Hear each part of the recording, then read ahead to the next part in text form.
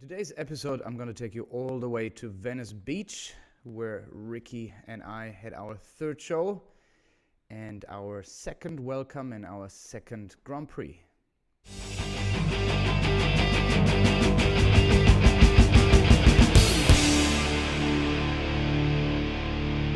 Welcome to our next episode, Ocala Nights, the Ballad of Ricky Bobby, Ricky Baby. Oh man, I'm so confused. It's in the middle of the night when I'm doing this here, so bear with me. So we're going to Venice now. We've just concluded our weekend in Tampa, where we were super ecstatic about the outcome of the Welcome and the Grand Prix. Finishing up, I think, 7th in that Grand Prix. And we were on such a high that we decided we go home, wash everything, change clothes, load up again, and go to the next show in Venice, where I scheduled him to do just the Welcome and the Grand Prix. And I would like to take you straight into the Welcome class in Venice. And that is like one of these shows, that was the reason, like one of the reasons why I looked at a lot of these videos from the indoor to see how he behaves himself in smaller rings. Venice was one of the reasons, because that ring it's much smaller than definitely smaller than the World Equestrian Center, but also smaller than Tampa has been. And that's why I was so happy to see how good he holds himself and packages him up in smaller rings. So let's go straight into the Welcome here in Venice.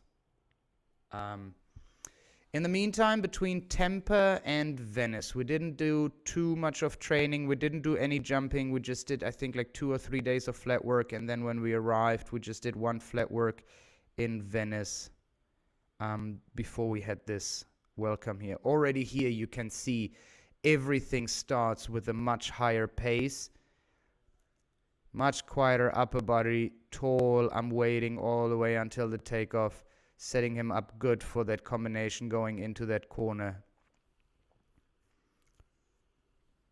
That left turn, we arched it out a little bit more, so we have a straight approach to the horse flight oxer. And there you can see like his signature shaking his head when he sees where we're going, and he just wants to go. Back there is an oxer that is hidden by the tent now, and then it was I believe it was a straight 6-stride line into that oxer vertical combination. Right there, a little shape out, a little weight, and really had to fight for this one because he had his eyes locked on.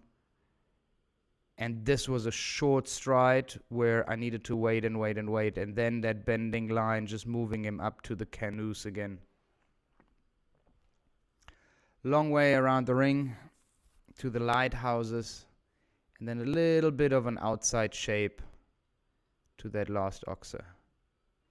Yeah, so that was our first round in Venice, where you already can see there's way more harmony, way more rhythm, way more straightness. I'm not leaning onto him, and I'm not dropping him in the last 2 strides like I still did at the World Equestrian Center.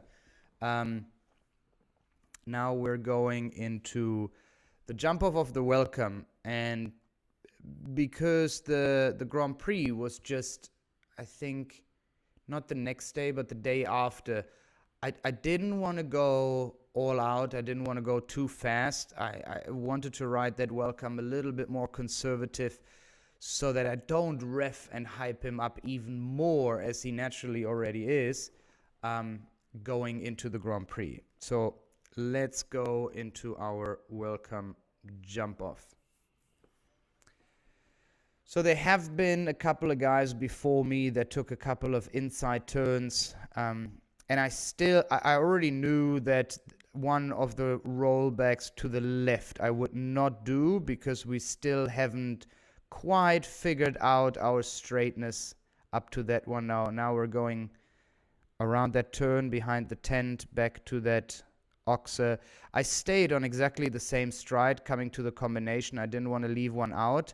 There was an inside turn there that I then didn't make, and I also chickened out to go between the two oxers to this vertical, which would have been there, especially off the right. And then this is the other inside turn. I chose to ride around that vertical there just to have a little bit more room coming to the lighthouse and then moving up to that last oxer. Double clear in that class. Got us a nice ribbon, a nice paycheck. Not that far in the front like I would like to be, but definitely a really good setup for the Grand Prix.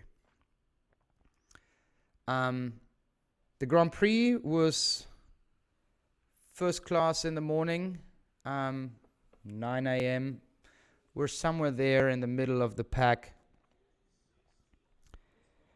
And at this point, I already felt way more comfortable. I wasn't as nervous as I was in Tampa for our first Grand Prix.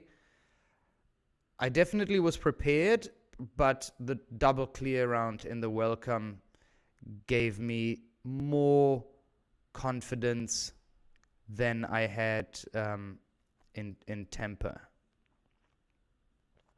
So we're starting off the ride. It's a little bit under pace. Like I rode one stride too many coming up there, and then I added one stride coming up to that vertical. Now it was a roll around that combination back to the lighthouse, and then it was a 90-degree into the triple combination. There he leads a little bit with his shoulder. Also one stride added just to be on the safe side. Combination was good because I came in a little bit shy of the pace. I had to move up to that oxer. But now we finally have the pace coming up. He was a little bit stale off the ground on this line. I also think the footing was like not ideal, and then in the welcome he got a little bit shy of taking off like he usually does. Good setup in that combination. Here I had to shape it out because it was a wading distance from the vertical to the oxer, and I didn't want to fly in and then have to work too hard to that Rumpf oxer right there. Left turn to the skinny, and then we just have a bending line to the Horseflight oxer on the way home, which we found really good and qualified ourselves for the jump off. There as well, like we already had a much smoother ride than we had in Tampa, but still everything could have flown a little bit more rhythm, a little bit more pace.